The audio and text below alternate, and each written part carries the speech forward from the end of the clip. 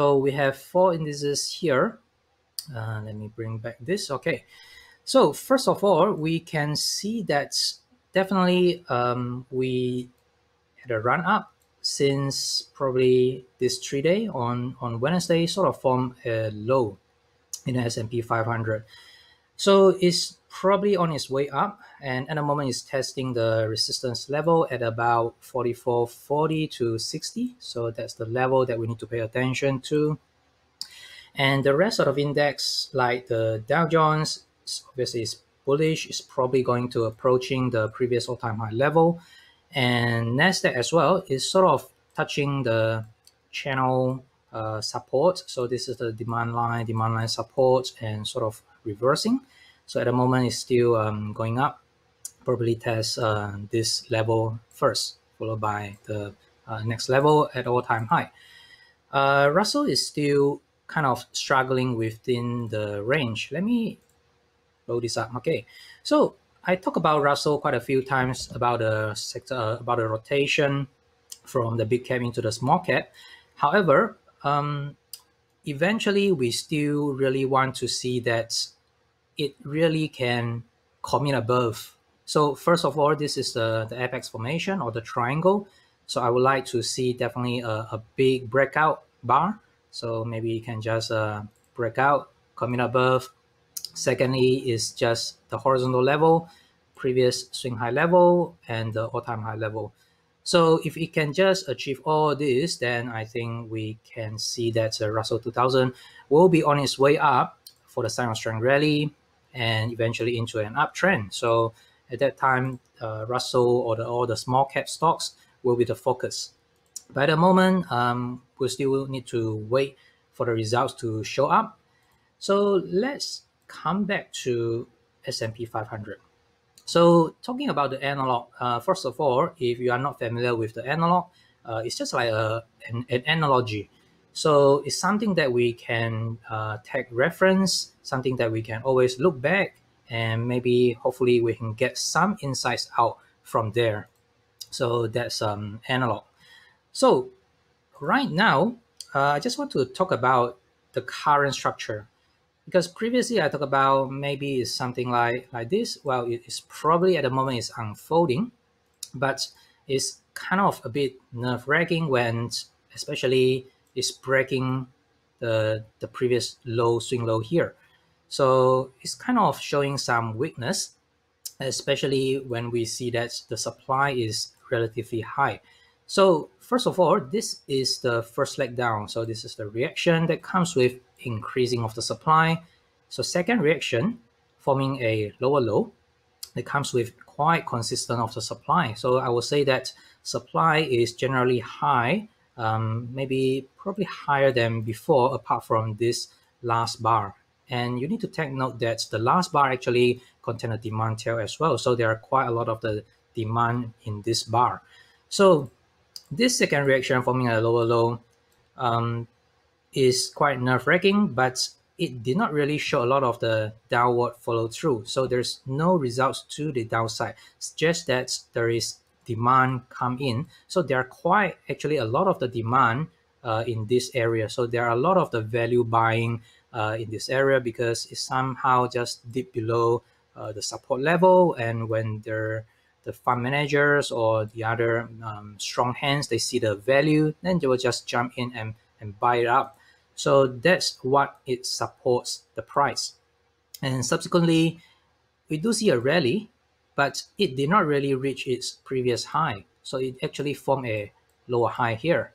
So at the moment, what I was thinking was there are only two ways. So first, we see this kind of the reaction comes with the decreasing of the supply, or we can probably expect some form of another push up, push down. So it's just like the final push and with the shortening of the truss. So if you pay attention, this is the truss to the downside. And again, this is the truss to the downside, which is the progress to the downside. So the progress to the downside is getting shorter and shorter. So this suggests that the down momentum is fading. So the bear is getting a bit tired. So at this point, because it actually formed a lower high. So what we can probably expect is a final push, maybe another shortening of the trust, then you can finally have a rally up. But in this case, this is even better. We have a higher low. So this is a low, this is a higher low, and it comes with the decreasing of the supply, suggesting that the supply is drying up. And subsequently, that's kind of the low for now, and we can expect this kind of the rally. So right now is looking good and is testing the resistance level or the resistance area.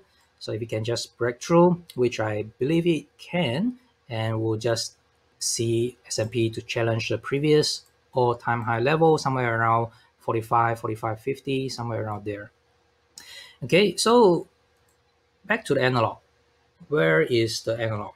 So when I see this kind of the reaction, that actually makes me think about the analog that I've seen somewhere around last year. So that's the analog that I was talking about.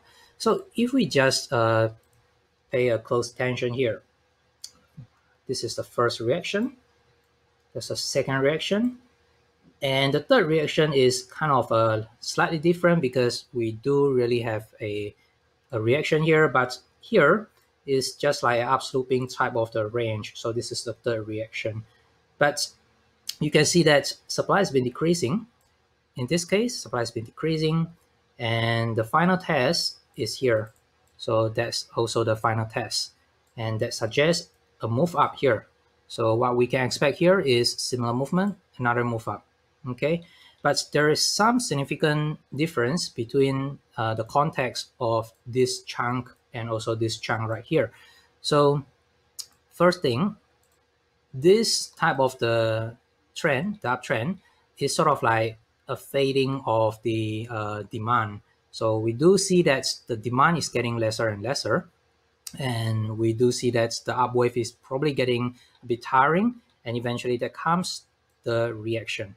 But back in last year, September, the rally that we see is climatic. So this is a climatic move. So this is the significant difference. So this is kind of the losing up of the momentum, and this is the ramping up, and is the buying climax and of the up move, and followed by a sell down. So the sell down comes with excessive the supply, but you can see that the sell down it actually just picking up the supply on its way down, something like this. So on its way down and capitulate right there. So this is the difference. But overall, if you look at the price movement, first leg down, second leg down, third leg as a test, first leg down, second leg down, third leg as a test, is very similar, and that comes with decreasing of the supply, and also here as well, decreasing of the supply. So this is the analog that we probably can use as of the current market condition in the S&P 500. Okay, so maybe we can expect another push up, test it, and followed by maybe another reaction.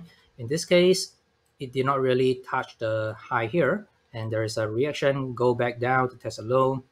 So we just need to see how the price can actually unfold. But at the moment, the bias is definitely up, and we need to pay close attention on how the price actually interact with the previous all-time high level. So maybe it's just some type of the shallow reaction before it can just break out to the upside.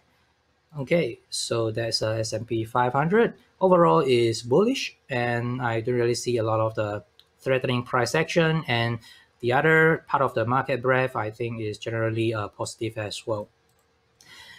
Okay, so that's the market. And next one,